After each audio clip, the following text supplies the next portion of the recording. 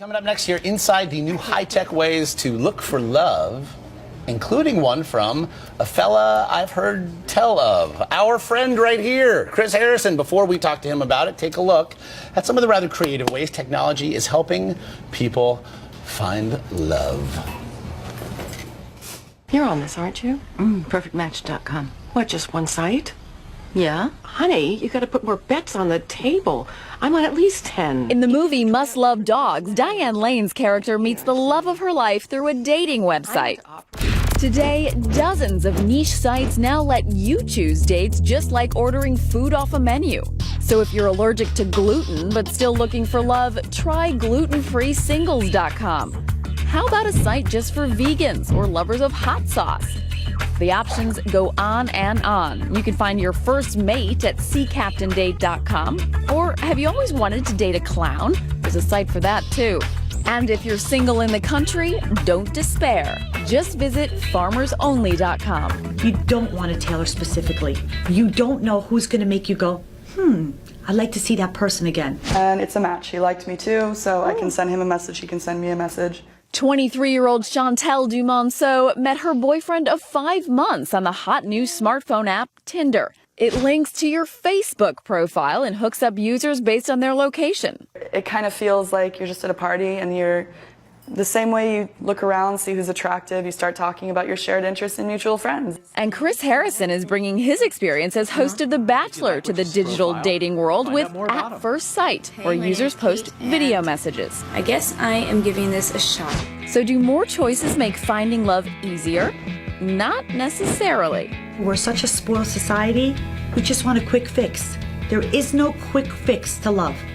You want it, you gotta work for it, and you gotta go out there and get it. For Good Morning America, Lindsay Janis, ABC News, New York. So we got the world's expert on all these things right here, Chris Harrison. That's right.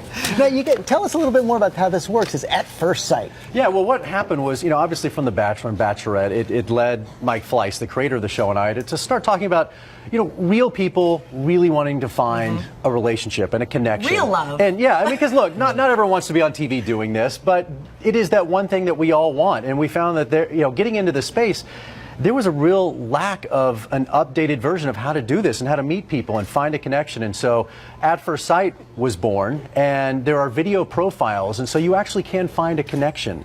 And you're not going through old photos and this fake bio, and you have that first awkward date where you're like, "Oh, that's what you look like." How do you protect from that? And so, well, because you're actually going to see and hear what people have to say on At First Sight. You're answering pertinent questions. You're learning about something. You're finding that connections before you ever go on that. Yeah, it is. It takes away that first awkward date. It saves you hours. It saves you money. It saves you the awkwardness. So you already kind of have a connection with somebody before you ever go on that date. It's a catfish-free zone, too. Exactly. And you have to do it, everyone carries a look. You guys have your phones all out. Everyone has their cameras with them right now. And so you can make a profile. It's free. So it's easy to do. Are they date stamped? I mean, so that you're watching an updated version. You can only do it with video? your phone. Okay. You can't video something years ago and put it on. So again, you're not going to have that picture where you're like, "Oh wait, I thought you had hair and you were 150 pounds." You can't fake that with At First Sight. You actually see what you're getting. What's the response been? It's been phenomenal. It really has been, because people are, we laughed and we thought, looking at all the other dating sites out there, we wouldn't cast the show like that.